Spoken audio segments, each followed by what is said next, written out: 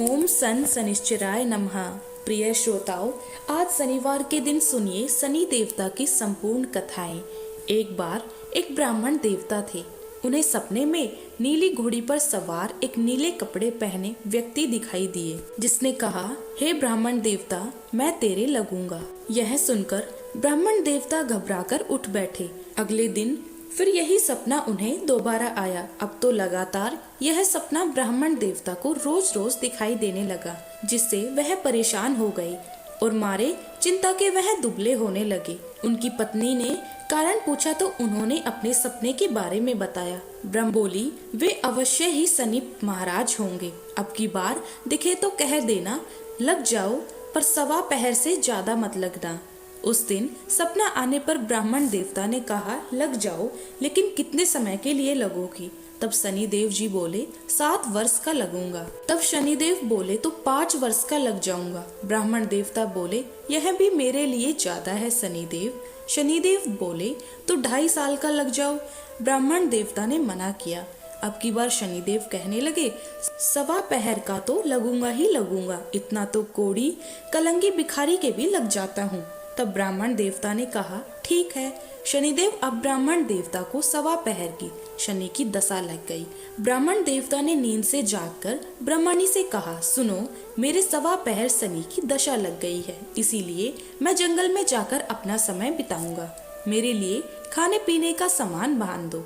मेरे पीछे से किसी से लड़ाई झगड़ा ना हो, इस बात का खूब ध्यान रखना, और ज्यादातर घर में ही रहना। बच्चों का भी ध्यान रखना। इस सवा पैर के समय में कोई अगर तुम्हें गाली भी दे तो चुपचाप सुन लेना, बहस मत करना। यह सारी बातें समझा बुझाकर ब्राह्मण देवता जंगल की ओर चले गए।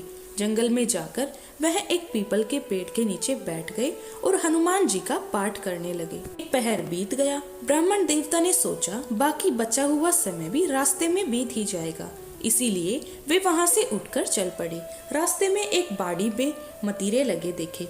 माली ने एक मतीरा खरीदा, पोटला में बांधा और आगे बढ़ गए। आगे जाकर एक आदमी मिला जो कि वास्तव में शनिदेव ही थे। ब्राह्मण से पूछा, पोटली में क्या है? तो उसने कहा, मतीरा है। शनिदेव जो एक साधारण व्यक्ति के रूप में थे, वे बोले, दिखाओ। ब्राह्मण ने पोटली खोली तो उसमें मतीरे की जगह राजकुमार का कटा हुआ खून से लथपथ सिर दिखाई दिया। यह देखकर ब्राह्मण देवता तो घबरा गए। शनिदेव ब्राह्मण देवता को राजा के पास ले गए और कहा कि हे राजन, इस ब्राह्मण ने तो राजकुमार की हत्या कर दी है। इसके पास पोटली में राजकुमार का ही सिर है। राजा ने कहा, मैं यह नहीं देख सकता, इस ब्राह्मण को सूली पर चढ़ा दो। इधर पूरे राजमहल में इकलौते राजकुमार की हत्या का दुखद समाचार फैल गया। हाहाकार मच गया। ब्राह्मण देवता को सूली पर चढ़ाने से पहले पूछा गया कि अगर उनकी कोई आखिरी इच्छा हो तो वह बताए। ब्राह्मण देवता ने सोचा, किसी न किसी तरह सवा पहर तो पूरा करना ही होगा। उन्होंने कहा, वह रोज बालाजी की कथा सुनते हैं, मरने से पहले अंतिम बार बालाजी की ही कथा सुनना चाहते हैं। जब ब्राह्मण देवता को कथा सुनाने का प्रबंध किया गया, कथा कहते कहते सवा पहर बीत गया। शनि की दशा टल गई और दशा टलते ही राजकुमार शिकार खेलकर राजमहल की ओर लौटता हुआ दिखाई दिया। राजकुमार को इस तरह स्वस्थ आता देखकर राजा हैरान और बहुत प्रसन्न हुआ। लेकिन अगले ही क्षण राजा को एहसास हुआ कि उसने तो एक ब्राह्मण को सूली पर चढ़ाने का आदेश दे दिया था। वह ब्राह्मण तो निर्दोष है और किसी ब्राह्मण की हत्या का उस पर पाप लगेगा, दोष लगेगा। यह सोचकर राजा घबरा गया और उसने तुरंत घुड़सवारों को, सैनिकों को ब्राह्मण को आदर सहित वापस ले जाने के लिए भेजा। अब ब्राह्मण देवता को सूली से उतारकर राज दरबार में लाया गया तो राजा ने उनसे क्षमा मांगी और पोटली दिखाने के लिए कहा। अब की बार ब्राह्मण देवता ने पोटली खोली तो उसमें से मतीरा था। राजा ने इन सब के बारे में पूछा तो ब्राह्मण देवता ने बताया, राजन, मुझे सवा पहर की शनिचर की दशा लगी थी और इसी कारण यह सारा तमाशा हुआ। राजा ने पूछा, हे ब्राह्मण देवता, यह दशा कैसे टलती है? तब ब्राह्मण देवता ने कहा, राजा, यह सेठ के लगे तो काला हाथी या काला घोड़ा दान करे, गरीब के लगे तो पीपल की पूजा करे तब सांचा शनिश्चर कहिए, जाके पाँव सदा ही पड़िए। शनिदेव की कहानी सुने, तिल का तेल और काला उड़द का दान करे, काले कुत्ते को तेल से चुपड़ी रोटी खिलाए और शनिश्चर की दिशा उतर जाएगी। राजा ने ब्राह्मण देवता को मदिरा वापस दे दिया। घर जाकर ब्राह्मण देवता ने मदिरा काटा तो उसमें बीज की जगह हीरे मोती निकले। यह देखकर ब्राह्मणी ने पूछा, यह कहाँ से लेके आए हो? आप तो कह रहे थे कि शनि की दशा लगी है। ब्राह्मण देवता ने बताया, भाग्यवान, जब दशा लगी थी तो यही मदिरा राजकुमार का सिर बन गया था। तब उतरती दशा के शनिदेव जी निहाल कर गए हैं हमें। हे शनिदेव, जैसे ब्राह्मण के शनि की दशा लगी वैसे किसी को ना लगे। आप सब पर अपनी कृपा करें। सभी प्रेम से बोलिए, शनिदेव की जय।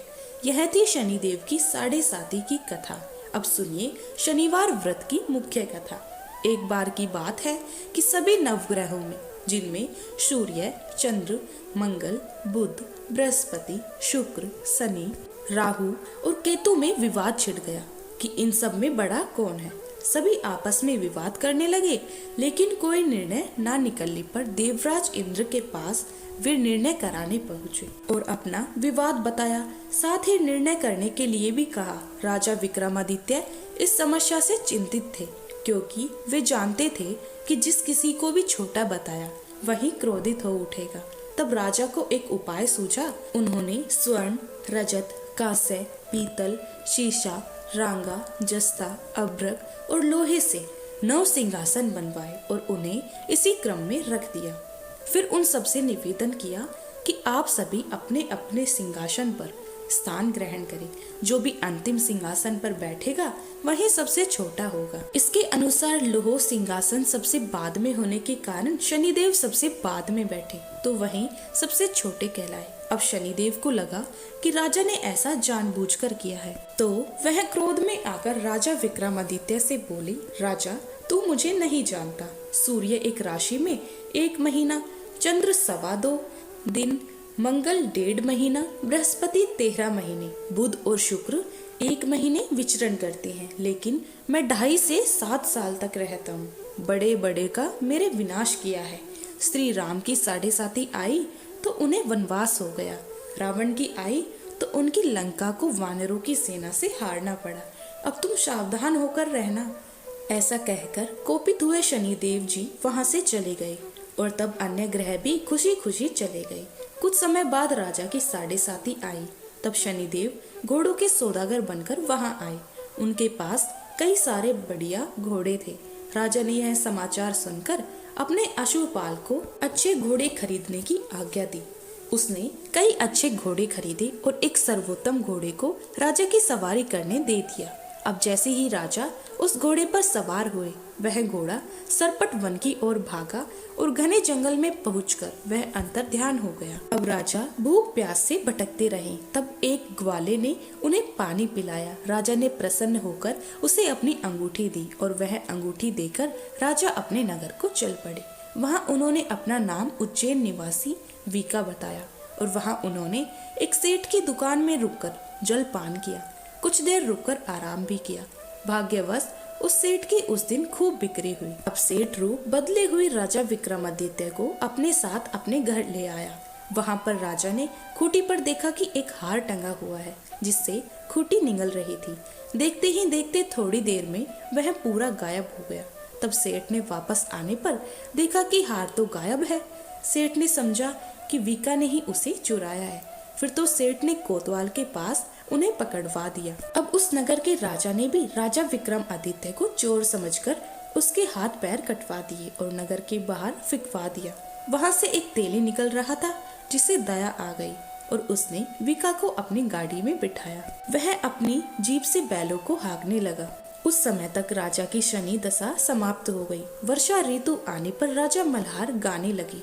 राजा जिस नगर में थे वहाँ की राजकुमारी मन भावनी को उनका गाना इतना पसंद आया कि उनके मन ही मन प्रण कर लिया कि वह उस राग गाने वाली से ही विवाह करेंगी।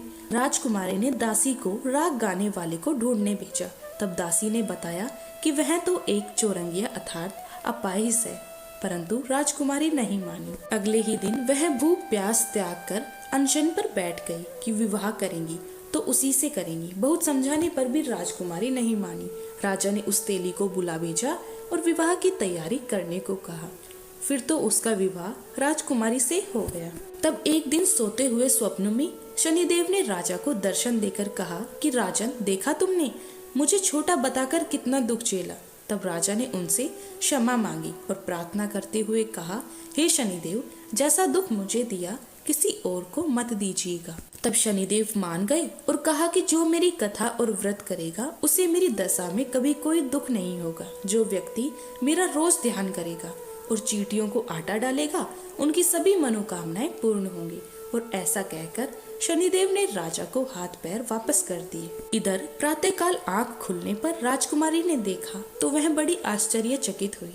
तब विका अर्थात राजा विक्रमादित्य ने राजकुमारी को बताया कि वह उज्जैन के राजा विक्रमादित्य है। जानकर सभी अत्यंत प्रसन्न हुए। सेठ ने जब सुना तो वह राजा के पैरों पर गिरकर क्षमा मांगने लगा। राजा ने कहा कि यह तो शनिदेव का क्रोध था, इसमें किसी का कोई दोष नहीं। सेठ ने फिर भी निवेदन किया कि राजन, मुझे शांति तभी मिलेगी जब आप मेरे घर चलकर भोजन करेंगे। तब सेठ ने अपने घर तरह तरह के व्यंजनों से राजा का सत्कार किया।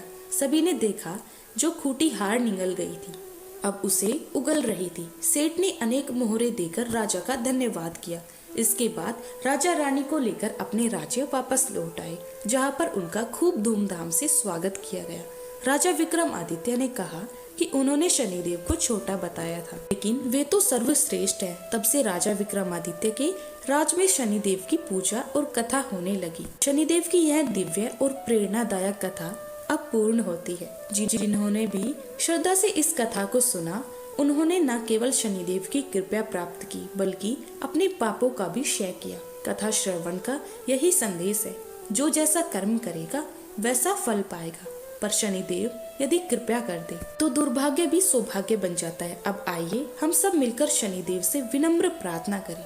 हे कर्मों के न्यायाधीश शनिदेव, हमारे अच्छे बुरे सभी कर्मों को क्षमा कर हमें सही राह दिखा। हमारे जीवन से संकट, दरिद्रता, रोग और शत्रुता को दूर कर धैर्य, विवेक, संयम और सफलता प्रदान कीजिए। शनिदेव की कथा सुनने मात्र से मनुष्य को चंद्र दोष, राहु केतु की बाधाएं और समस्त शनि पीड़ा से मुक्ति मिलती है। जो हर शनिवार को इस कथा को सुनते हैं, शनिदेव उनके जीवन की नैया पार लगा देते हैं। ओम सन शनिश्चराय नमः का जाप करते हुए कथा को यहीं विराम देते हैं। पर शनिदेव की यह भक्ति अनवरत चलती रहे। जय जय श्री शनि देवाय नमः। ओम शांति, ओम शांति।